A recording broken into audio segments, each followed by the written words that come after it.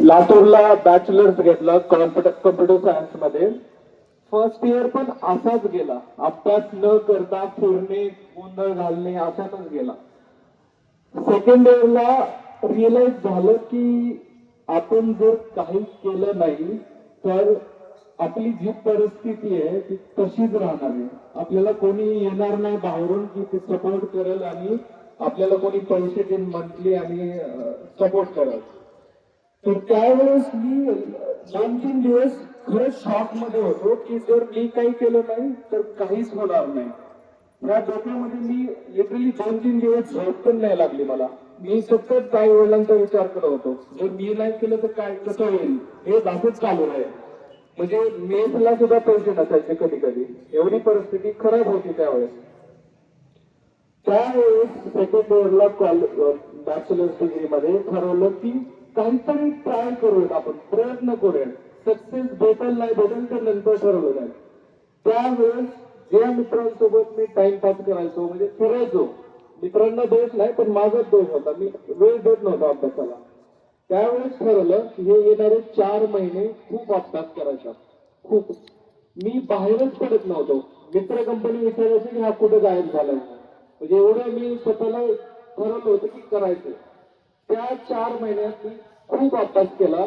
कॉलेजमधून पहिला आलो त्यावेळेस.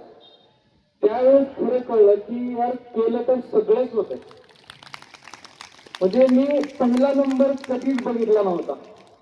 सरांनी खूप प्रयत्न केले माझ्या मागं, पण मी काय माझा 100% दिला नाही. त्यावेळेस खरंच जाग आली स्वतःला की यार काहीतरी केलं पाहिजे.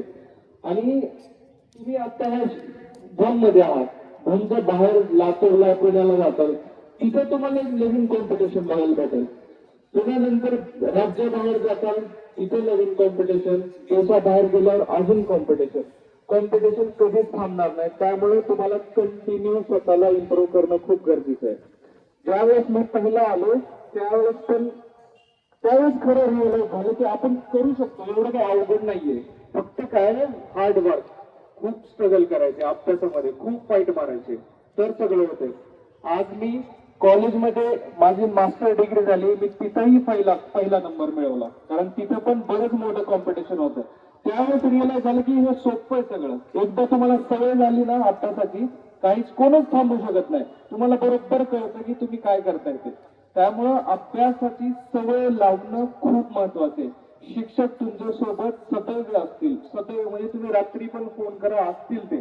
पण जोपर्यंत तुम्ही स्वतः करणार नाही तोपर्यंत काहीच होणार नाही. आज मी हे करत करत आज मी कॅनडाचा नागरिक झालो.